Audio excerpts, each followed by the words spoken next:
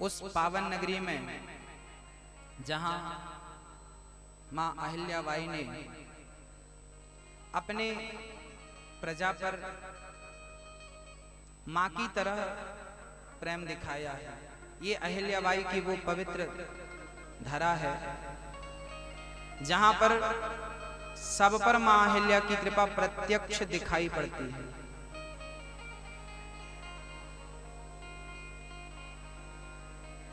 इस नगरी को तो आपने स्वच्छ रख ही लिया है। पूरे भारत में इंदौर का नाम प्रथम नंबर पर है। ये स्वच्छ है। स्वच्छ भारत में सबसे पहला नाम इंदौर का है। सबसे स्वच्छ शहर यदि कोई है हिंदुस्तान में तो उसका नाम है इंदौर। स्वच्छ तो आपने कर लिया अपने आप को। आपकी गलियां स्वच्छ हो गई, आपका घर स्वच्छ हो गया, आपका नगर स्वच्छ हो गया, लेकिन आपके मन को स्वच्छ करने के लिए मां अहिल्याबाई ने इस दास को भेजा है। जाओ इनका मन भी स्वच्छ करके आओ, मन भी निर्मल करके आओ, मन भी पवित्र करके आओ। और भगवान श्री राम क्या चाहते हैं? निर्मल मन जन सो मोहि पावा, मोहि कपट छल छिद्र न भावा।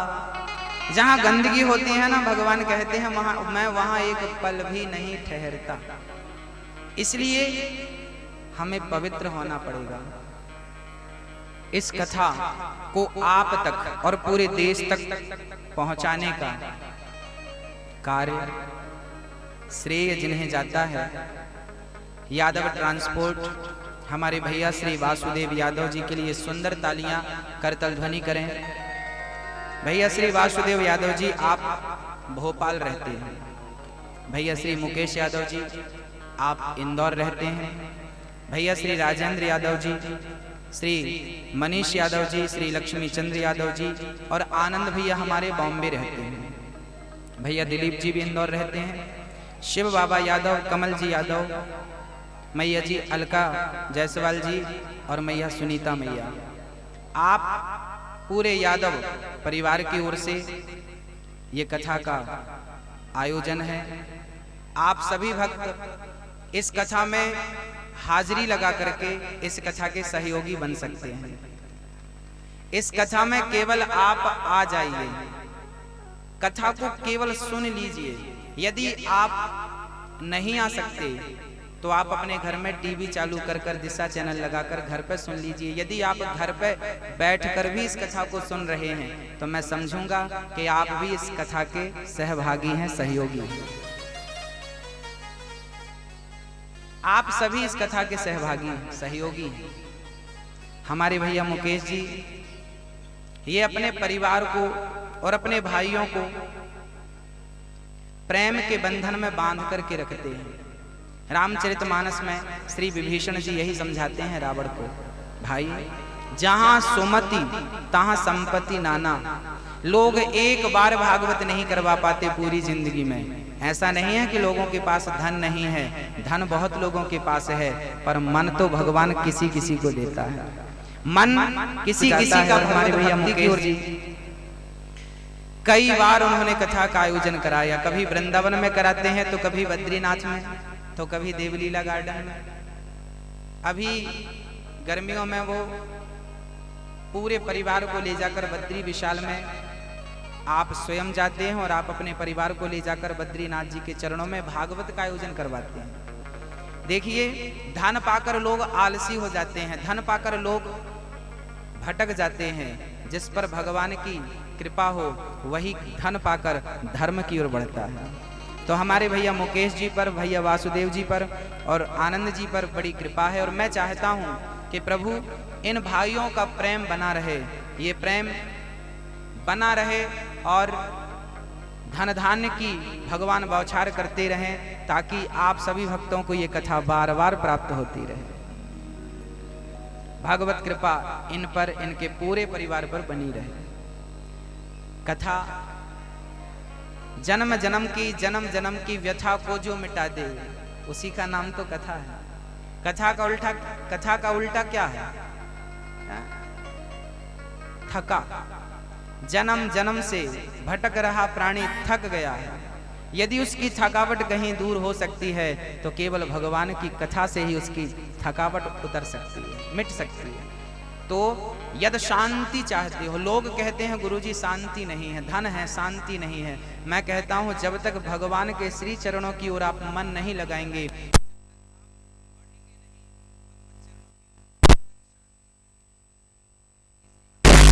कहते हैं जानत हूं अस स्वामी बिसारी, फिर ही ते काहे ना हाँ ही दुखारी। अरे जानबूझ करके भगवान को भूल जाओगे तो दुख नहीं मिलेगा। संसार का सबसे बड़ा सुख है भगवान का स्मरण, और संसार का सबसे बड़ा दुख है भगवान का विस्मरण। भगवान को भूल जाना ही दुख है, और भगवान को याद रखना ही, याद करना ही सबसे बड़ा सुख है। भागवत में पहले महात्म की चर्चा है। ये जो महात्म है ये 6 अध्यायों का महात्म है। ये महात्म जो 6 अध्यायों का है ये श्री पद्म पुराण से लिया गया है। भागवत जी का महात्म स्कंद पुराण में भी मिलता है, उसमें 4 अध्यायों का महात्म। तो मैं आपको पद्म पुराण जो श्रीमद् भागवत कथा में है वो महात्म में आप तक पहुंचाता हूं। भागवत का स्वरूप क्या है, भागवत हमें क्यों श्रवण करना चाहिए, इन तमाम प्रश्नों के उत्तर की ओर हम चलें। और श्री व्यास जी महाराज कहते हैं सच्चिदानंद रूपाय विश्वोत्पत्त्यादि हेतवे तापत्रय विनाशाय श्री कृष्णाय वयं नुमः। ईश्वर सत्य है, सिर्फ सत्य है ना, चित स्वरूप है, सिर्फ चित स्वरूप है ना, आनंद स्वरूप है, जो विश्व की उत्पत्ति, पालन और संहार करते हैं, समस्त दुखों का नाश करते हैं। ऐसे भगवान को राधा सहित हम सभी प्रणाम करते हैं। यम प्रव्रजन्तमनुपेतमपेत कृत्यम द्वैपायनो विरह का तरया जुहाव पुत्रेति तन्मयतया तरवोभिने दुष्टं सर्वभूत हृदयं मुनिमानतोस्मि। श्री सुखदेव भगवान जन्म लेते ही और सन्यास लेने के लिए चल पड़े। पिताजी चिल्ला रहे हैं पुत्र पुत्र रुक जाओ, घर गृहस्थी बसा लो, फिर भगवत भजन की ओर चले जाना। पर सुखदेव भगवान कहते हैं ना, पहले भगवान का भजन, इसके बाद दूसरा काम। श्री सुखदेव भगवान चल पड़े हैं। ऐसे सुखदेव भगवान को जो जन्म लेते ही भगवत प्राप्ति की ओर बढ़े हैं, ऐसे सुखदेव भगवान को हम नमस्कार करते हैं। बोलिए सुखदेव भगवान की जय हो। सौनक जी 88,000 ऋषियों के साथ बैठे थे नैमिषारण्य में। भगवान नारायण के पास गए, प्रभु हमें कोई ऐसी जगह बताएं जहां हम बैठकर प्रेम से आपकी कथा सुनते रहें। अच्छा, कथा में कोई विघ्न ना आए।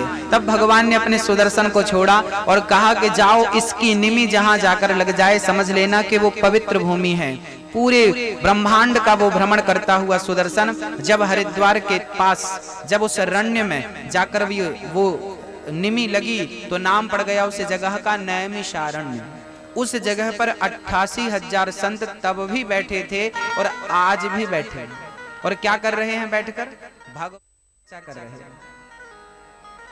अच्छा, कभी कभी आपका पड़ोसी आपसे कहता होगा, कभी कभी आपकी पड़ोसन बहन आपसे कहती होगी, इतनी कथा क्यों सुनती हो, बार बार कथा सुनने चली जाती हो। अरे सुनी थी तो पिछले साल, पिछले महीने भी सुनी थी, इतनी कथा क्यों सुनती हो। कभी कभी लोग कहा करते हैं, इतनी कथा, वही कथा है, वही कथा है, इतनी कथा क्यों सुनना।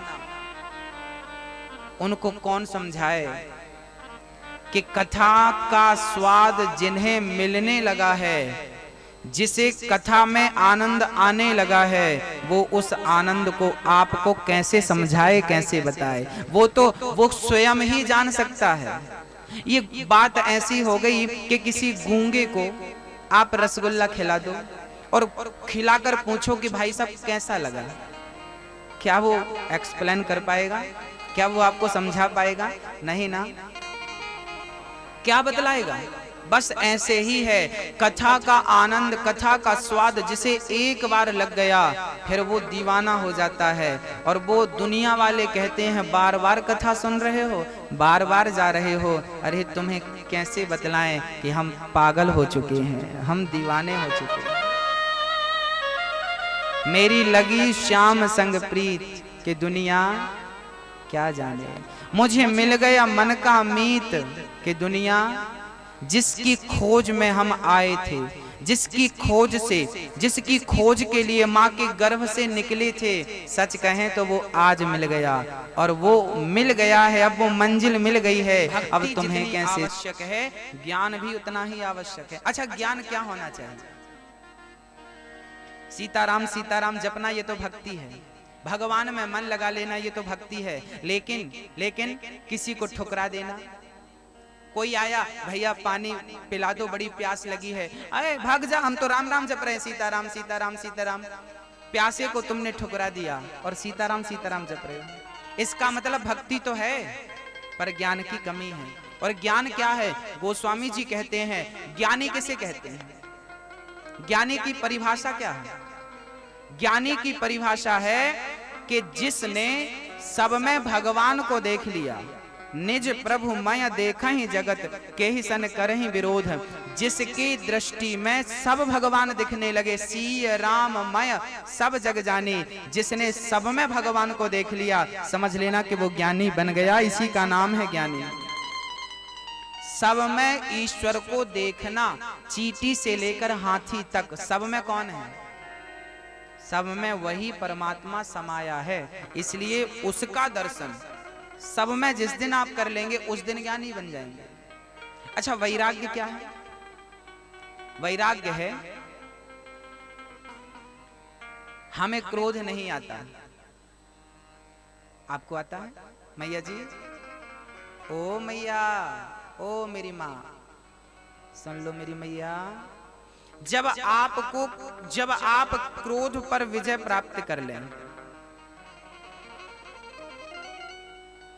एक मैया जी हमसे बोली महाराज जी हमने लहसुन छोड़ दी, हमने तो प्याज भी छोड़ दी, ना लहसुन खाते हैं ना प्याज खाते हैं। हमने कहा अच्छी बात है। अच्छा, लहसुन प्याज छोड़ देना तो अच्छी बात है, इनसे वैराग्य, इनसे सन्यास ले लेना तो अच्छी बात है, लेकिन इनका गाना बना करके सब तक पहुंचाना ये गलत बात है। एक मैया का नियम था, वो सारे घरों में जाती और बस एक ही गाना गाती, हमने तो लहसुन छोड़ दी 20 साल हो गए, हमने तो प्याज भी छोड़ दी 20 साल हो गए। फिर इस घर से उठे दूसरे घर चली जाए, हमने तो लहसुन छोड़ दी, तुमने नहीं छोड़ी। अरे राम राम। हम उससे बोले खा लो एक आध बार, कम से कम ये जो अहंकार पाल रखा है ये तो नष्ट हो जाएगा। बुराइयों पर विजय प्राप्त करना तो अच्छी बात है, पर जिस पर विजय प्राप्त कर लिया उसका अहंकार करना अच्छी बात नहीं है। एक मैया बोली हम तो चाय नहीं पीते, 20 साल हो गए चाय छोड़े। कहीं भी जाती लोग पूछते चाय लेंगे? नहीं नहीं, हमने तो 20 साल पहले ही छोड़ दिया था। हाँ, आपने नहीं छोड़ा। और उपदेश करने लगे, चाय छोड़ दी अच्छी बात है, पर इसका डिंडोरा पीटना अच्छी बात नहीं है। नारद जी से यही तो गलती हो गई थी। नारद जी ने काम को जीत लिया था, नारद जी ने क्रोध को जीत लिया था, नारद जी ने लोभ को भी जीत लिया था। जीत तो लिया था, लेकिन बाद में इनका डिंडोरा पीटा था। शंकर जी के पास गए, सुनो शंकर जी, आपने ही नहीं हमने भी काम को जीत लिया है। हाँ, और हमने तो क्रोध को भी जीता। कामदेव तो नाच नाच के बाण छोड़ रहे थे, पर काम तो हमें प्रभावित नहीं कर पाया, क्रोध भी हमें नहीं आया। शंकर जी बोले हमसे तो कहा, पर ये बात भगवान विष्णु से मत कह देना। नारद जी ने मन में सोचा कि हमारी बात इन्हें पच नहीं रही, क्योंकि शंकर जी ने कामदेव को भस्म कर दिया था तीसरी आंख खोल करके। नारद जी ने भी काम और क्रोध और लोभ को जीता। भगवान शिव ने समझाया कि आप सब तक मत पहुंचाइए, पर नारद जी भगवान नारायण के पास चले गए। प्रभु आपको कुछ पता चला? भगवान बोले क्या हुआ? अरे हमने काम को जीत लिया, कामदेव आया था पर हमने तो परास्त कर दिया। अच्छा, भगवान बोले बहुत बढ़िया, आप तो साक्षात भगवान हैं। हाँ, आपके लिए क्या संभव है? कोई असंभव नहीं है आपके लिए। नारद जी को लगा हमारी भी वाहवाही होगी, हमारी भी जय जयकार होगी, हाँ हमारा भी नाम होगा, हमारी भी लोग चर्चा करेंगे। क्या हुआ? भगवान नारायण की ऐसी माया रची भगवान नारायण ने कि एक विश्व मोहिनी एक नगर निर्मित हो गया। विश्व मोहिनी नाम की कन्या, उसका स्वयंवर चल रहा था। नारद जी गए और उस विश्व मोहिनी पर तुरंत आकर्षित हो गए। आहा, ये मिल जाती तो मैं विवाह कर लेता। और हाथ देखने चले गए, लाओ तुम्हारी भविष्यवाणी करते हैं। तो हाथ पकड़ा तो छोड़ा ही नहीं नारद जी ने।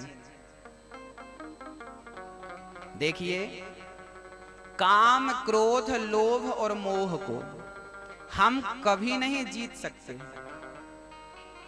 कभी नहीं।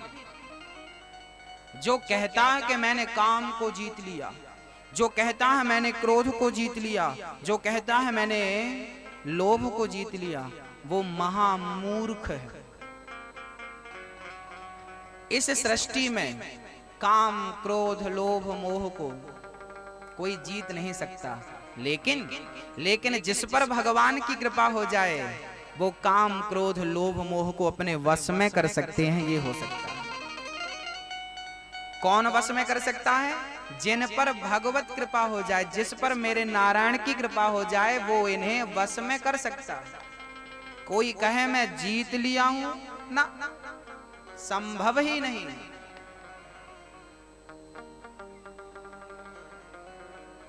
एक सज्जन ने हमसे पूछा, महाराज जी भगवान ने ये बबूल क्यों बनाया है? बबूल का कांटा, तो बबूल में तो कांटे होते हैं ना, और किसी के भी पांव में चुभ जाते हैं। महाराज जी ये बबूल क्यों बनाया? ये किसी के भी पांव में चुभ जाता है, किसी को भी कष्ट देता है। हमने कहा कि ईश्वर ने बबूल इसलिए बनाया है कि यदि बबूल का कांटा चुभ गया है तो बबूल का दूसरा कांटा निकालो और उसे चुभे हुए कांटे को निकाल फेंको। होता है कि नहीं? कांटा यदि लग गया है, बबूल का कांटा लगा है, तो बबूल का कांटा तोड़ लो और बबूल के कांटे से निकाल दो। एक कांटे को दूसरा कांटा निकाल देता है। ऐसे ही काम क्रोध लोभ ये क्यों बनाया ईश्वर ने? ये इसलिए बनाया कि यदि आपको काम सता रहा है तो परेशान मत होइए, राम राम जपना प्रारंभ कर दीजिए। जहां राम तहां काम नहीं, जहां काम तहां राम। काम क्रोध लोभ मोह भी बुरे नहीं हैं, यदि इनका उपयोग सही किया जाए तो ये अपनी अपनी जगह पर सही है। कैसे? गोस्वामी जी ने तो कहा है, काम क्रोध मद लोभ सब नाथ नरक के पंथ, सब परिहरि रघुबीर भजहु भजहि जेहि संत। काम क्रोध लोभ ये नरक के दरवाजे हैं। अच्छा, काम नरक का दरवाजा है? हाँ, यदि काम नरक का दरवाजा है तो इसी काम के कारण तो भगवान श्री कृष्ण भी प्रकट भय के नहीं। इसी काम के कारण तो भगवान राम भी प्रकट भय के नहीं।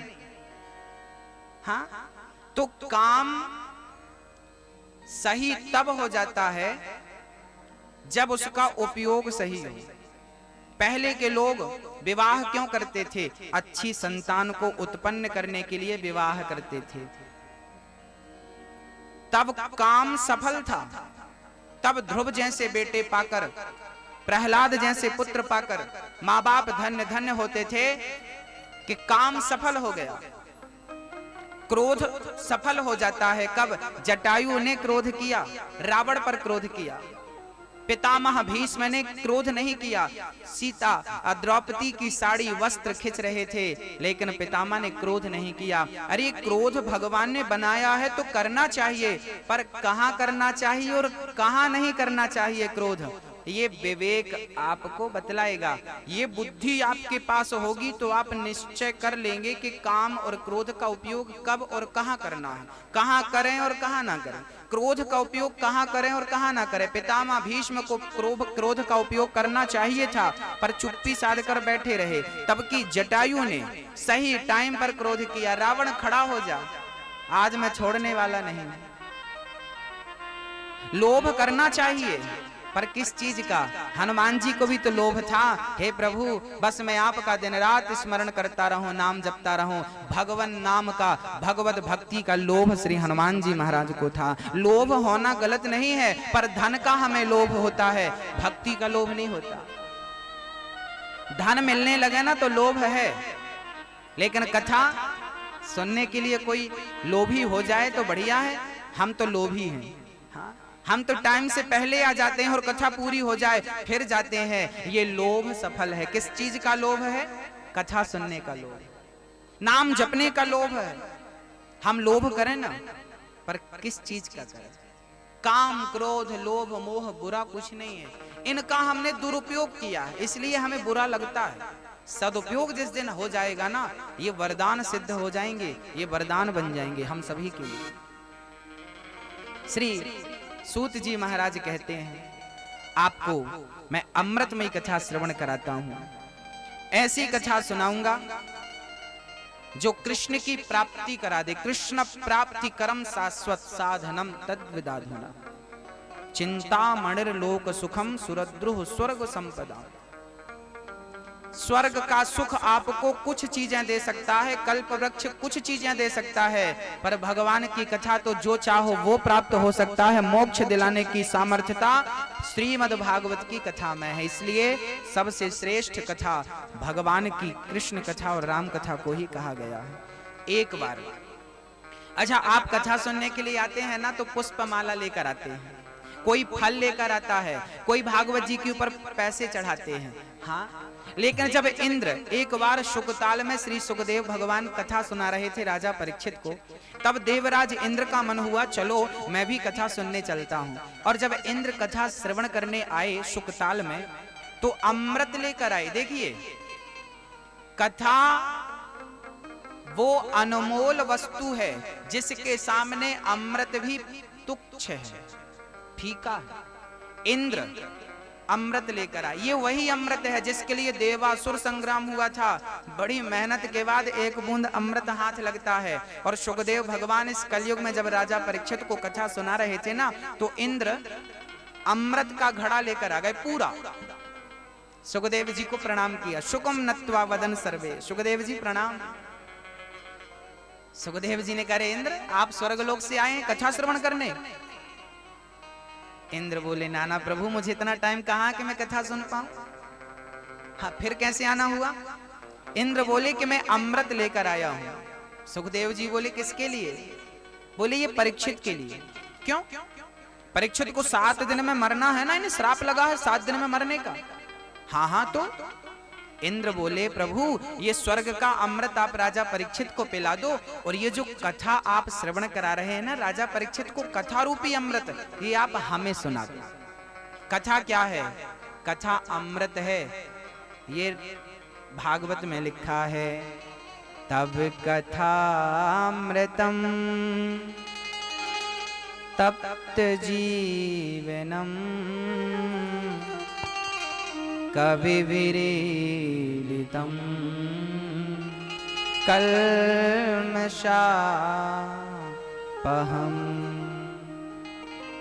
श्रवणमंगलम्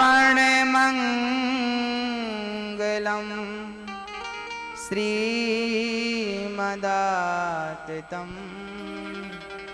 भुवि गृह्णन्ति ते भूरिदा जनः। कथा क्या है? कथा अमृत है। तब कथा अमृतम, कथा अमृत है। अच्छा मानो ना मानो, ये तो वैष्णवों का यद वैष्णवानाम धनम, ये भागवत कोई पोथी नहीं है भक्तों, कोई पन्ने नहीं है, ये तो वैष्णवों का, भगवान के भक्तों का धन है। इसे भक्त अपना धन मानते हैं, यही हमारा धन है। अच्छा मीरा जी यही तो कहती हैं, पायो जी मैंने राम रतन धन पायो। जिसको समझ में आ गया वो समझ गया कि असली धन यही है, और जिसे समझ में नहीं आया वो कागज के टुकड़ों के पीछे पड़े हैं और पड़े रहेंगे। जिसे समझ में आ गया वो समझ गया कि असली धन तो ये है, जिसको हम व्यर्थ में गवा रहे। जिस धन को कमाना था वो कमाया नहीं, और जो एक रत्ती साथ में जाना नहीं उसके पीछे पड़े हैं। श्री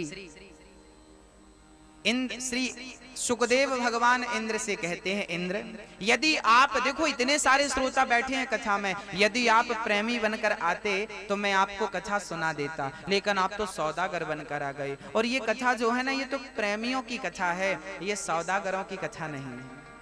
इंद्र को सुखदेव जी ने अधिकारी नहीं समझा इस कथा का, और वहां से विदा कर दिया, आप जाइए, आप इस कथा के अधिकारी नहीं हैं। आहा देखिए, कथा सुनने के भी अधिकारी सब नहीं होते। कहते हैं ना, बिहारी जी की महफिल को बिहारी जी सजाते हैं, और कथा सुनने तो वही आते हैं जिन्हें खुद बिहारी जी बुलाते हैं। जिन्हें बुलावा जाएगा वो आएंगे, नहीं जाएगा नहीं आएंगे। तो जिसे स्वयं बिहारी जी बुलाना चाहें वो लोग आते हैं, वो लोग सुनते हैं, नहीं बुलावा नहीं सुना। एक बार क्या हुआ, मैया जी माँ यशोदा दीप दान करने के लिए यमुना के किनारे चली गई। पूर्णिमा का पावन पर्व था, कार्तिक मास की पूर्णिमा में लोग तीर्थों में जाकर स्नान करते हैं। तो माँ यशोदा एक दिन कार्तिक मास की पूर्णिमा में यमुना के पावन तट पर गईं और वहां पर दीप दान करने लगी। छोटे से कन्हैया यमुना के किनारे लेट गए, और लेट करके जो दीपक यमुना में बह रहे थे उनको भगवान कृष्ण ने अपने हाथों से पकड़ पकड़ करके किनारे रखना शुरू कर दिया। माँ यशोदा बोली, लाला ये क्या कर रहे हो?